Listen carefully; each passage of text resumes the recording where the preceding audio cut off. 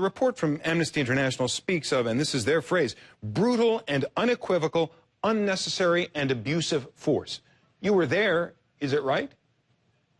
Yes, unfortunately, in my opinion, the report is very accurate. The unnecessary and excessive use of police force, police violence, police harassment, and sexual assault.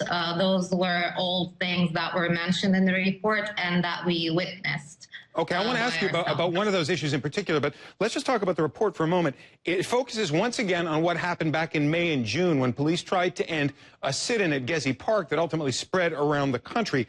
Amnesty International says Turkish authorities committed human rights violations on what it calls a massive scale, and it documents the use of riot control equipment like tear gas and plastic bullets indiscriminately, which contributed to thousands of injuries.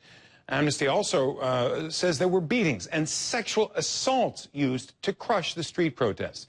Amnesty is calling for an export ban of riot control equipment to Turkey until it allows independent investigation of all of this. Now, Amnesty mentioned it, and you mentioned it, and it jumps out at you. The idea, the accusation apparently made by a majority of the women that Amnesty spoke to who fell into the authorities' hands, that they were insulted sexually, they were threatened sexually, they were harassed sexually, and some of them were actually sexually assaulted. Now, I'm curious, assuming this is true, are we talking about criminal acts, widespread criminal acts committed by men in uniform, or was it a strategy, a government strategy, to try to intimidate women in particular?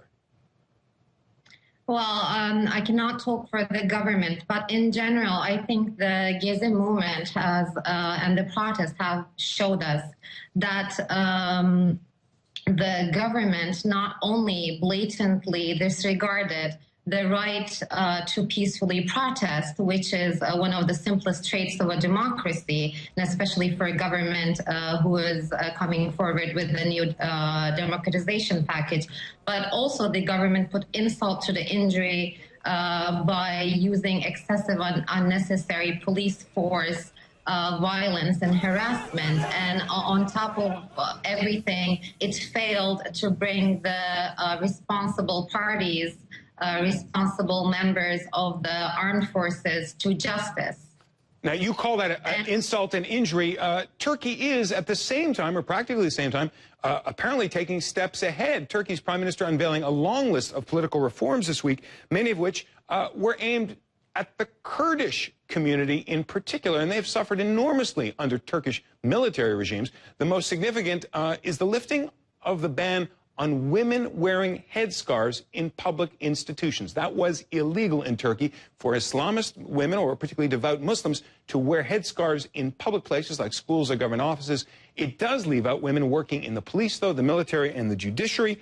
Reforms will also allow schools in Turkey to teach Kurdish, the Kurdish language. I alluded to that a moment ago. That was illegal in Turkey, even though millions of Turks consider themselves Kurds. Now the government is allowing the use of the Kurdish letters Q, X, and W, which don't exist in the Turkish alphabet. So these are some measures. What do you make of them? Are things, however bad they were for the demonstrators, getting better overall?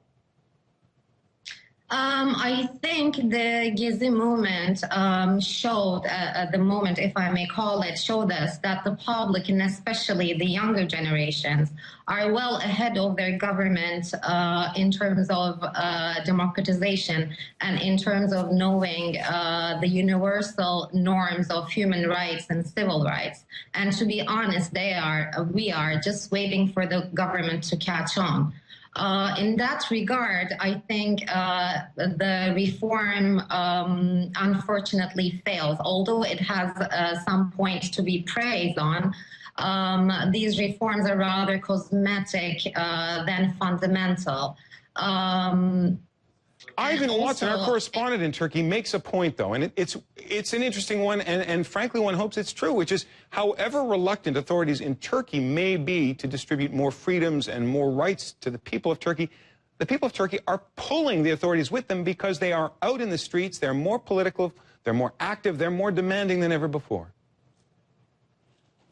Yes, and there's nothing wrong with that. I think the public is showing the government is trying to tell the government that democracy cannot be hidden just inside a ballot box. So yes, the people are on the streets, and I think they will continue to be on the streets as long as they think that the fundamental rights and freedoms